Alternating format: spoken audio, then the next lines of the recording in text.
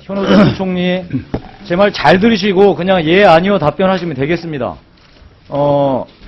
법적, 제도적 장치가 미비해서 국민들께서 온갖 대출 업체니 뭐니 하여튼 이런 데로부터 온갖 전화, 문자 메시지로 시달리고 있는 이 현실 잘 파악하지 못해서 하여튼 지난번에 적절치 못한 발언을 했다. 요 점에 대해서 국민들의 여러 가지 불편한 점들 깨끗하게 이 자리에서 사과의 말씀 그 뜻을 갖고 계시죠?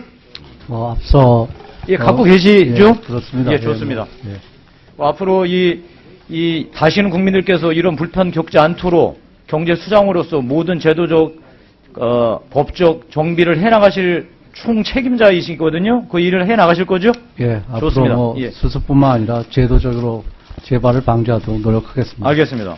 다음에 우리 저 뒤에 박시우 증인. 박시우 증인이 아까 발언할 때 1차 때는 우발적, 2차 때도 이렇게 하다 우발적, 3차 때도 우발적이었다 이렇게 대답했죠? 예, 맞습니다. 변호사한테 어떤 조력을 받았는지 몰라도 1차 때는 못 모르고 우발적으로 했다고 치더라도 두 번째, 세 번째는 돈이 되니까 한 거 아니에요. 이 국회 와서 두 번째, 세 번째도 우발적이라고 다잡았는데 그거 수정할 용이 없어요? 원래 계속해서 두 번째, 세 번째도 우발적으로 범행했다 이렇게 주장을 하실 거죠? 예, 계획적이진 않았습니다. 좋습니다. 하여튼 첫 번째, 두 번째, 세 번째 다 모두들이 우발적이었다라는 말이 우리 국회에서 증인이 나중에 법정에서 반드시 채택돼서 그 죄를 가릴 때 경중을 따지게 될 겁니다. 좋습니다. 금융위원장님, 요 그림이 뭐라도 안 보실 텐데요. 이 그림이 뭐냐면 벤사가 자기 회사 광고하는 겁니다. 광고하는 건데 떠 있어요. 제가 떠 있는 걸 또 왔어요. 이렇게 화면을. 근데 여기에 개인 정보들 쭉 나올 뿐만 아니라 이름하고 나오는데요. 이 사람들의 대출 한도 액수가 딱 명기되어 있어요. 다음에 대출 잔고도 명기되어 있어요. 그러니까 우리가 지금 문제 삼는 이 사람 이름, 주소, 전화번호 이런 거 말고 이 사람의 대출 한도와 대출 잔액이 남아 있어요. 이 대출 한도와 대출 잔액 만약 이 정보가 나갔다. 그럼 어떻게 될까요? 가장 좋은, 그러니까 어떤 사람한테 딱 맞춤형으로 얼마를 대출해 주겠다. 이율 몇 프로짜리로. 이거에 완벽한 커스터마이제이션 된 정보예요. 이런 게 떠돌아다니고 있다고 얼마 전 KBS에서 보도도 됐더만요. 보셨죠? 예, 들었습니다. 예. 그러니까 이게 눈 뜨고 지금 현재 떠 있는데도 금융당국 뭐 하고 계신 거예요? 이번에 우리 카드 정보 현호석 부총리 잘 들어보세요. 국민들께서 화나신 게 신상정보 나간 거 이것도 하나요. 이름 계속 전화 오니까 짜증나지. 근데 그거보다 말고 이번에 어떤 일이 있었느냐. 그 카드사가 대출 한도가 얼마인지 다음에 이 사람이 평소 때 대출을 얼마나 받았었는지 그 정보가 나갔으면 이 대출 모집 시장에서 그 사람한테 딱 맞는 정보로 계속해서 끊임없이 대출 모집 전화나 문자가 간다 이 말이에요. 그것 때문에 그게 빠져나갔느냐 안 빠져나가느냐 국민들께서 그렇게 난리가 났는데 그렇게 말씀을 하시면 되셨겠어요? 좋습니다. 다음. 이 그림은 저는 이 문제의 본질이 대출 모집 시장에서 계속해서 우리 금융위원회가 대출 모집 시장에서 불법 저지르면 혼내주겠다라고 하는 거로 풀리지 않는다고 보는 거예요.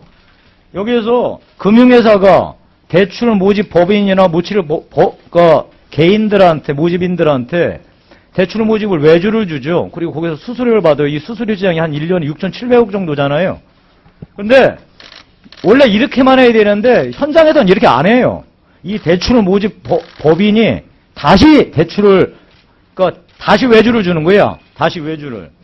근데 이 외주를 줄 때 누가 주느냐? 미등록 대출법인, 심지어 대부중개업체 이런 데도 계속 주는 거예요. 이게 계속해서 재하청에 넘어가는 거예요. 그래서 최종적으로 하는 게 텔레마케팅 회사. 이런 데는 대출 모집하고 하등에 관계없지만 자료 받아서 계속 텔레마케팅 하는 거예요. 다음에 이메일, SNS, 문자. 하여튼 이런 문자 전달 회사에 다시 넘어가서 우리한테 하루에도 서너 통씩 어떨 땐 심지어 10통씩 문자가 오는 거예요. 근데 이런 고리들을 엄벌을 하겠다. 저는 안 될 거라고 보는 거죠. 왜? 6,700억 시장은 그냥 우리가 엄벌에 처해서 막아줄 수 있는 시장이 아니다라고 보는 거예요. 따라서 저는 제가 본 의원이 일주일 전에 발의를 했거든요. 저는 바로 요 단계 금융회사에서 대출 모집 법인에게 외주를 줄 때 지금은 그냥 이 사람들 아무 책임 안 져요. 따라서 어떤 책임을 져야 되느냐. 사후에라도 그 대출을 모집해온 게 불법이었다. 불법된 정보를 갖고 모집이 되었다라는 게 밝혀지면 그 금융회사, 즉 은행, 저축은행, 캐피탈, 다음에 보험사 이런 데도 엄중하게 책임을 물어야 된다 이 말이에요. 그 책임을 많이 묻게 되면 이 사람들 이렇게 하겠죠. 이제 제대로 된 대출 모집 법인만 선호해서 그다음에 특히 이들이 대출 모집을 잘하는지 못하는지도 계속 상시 모니터링 하지 않겠어요. 이러면 대출 모집 시장이 전반적으로 계속 건전해되면서 정화가 될 것이다. 저는 이렇게 생각하는데 금융위원님 어떻게 생각하세요? 예, 뭐 의원님 생각에 전적으로 동의하고요. 예.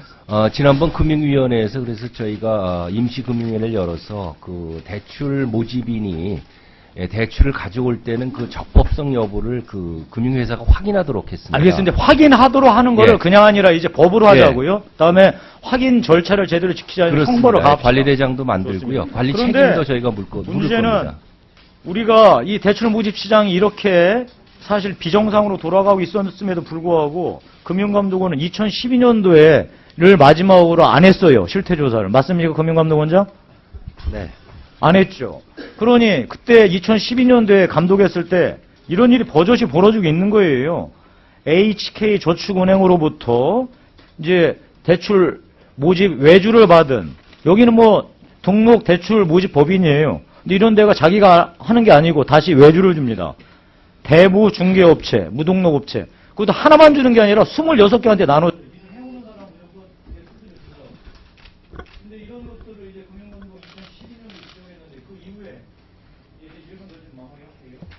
근데 그 이후에 지금 금융감독원은 대출 모집 시장에서 어떤 일이 어떻게 벌어지는지 아무것도 지금 모르고 제가 우리 금융감독원부터 실무자한테 보고를 받으니 자기는 조각조각 자기가 맡은 범위 내에서 그런 일이 벌어지는 거를 그것도 조각조각 알고 있다.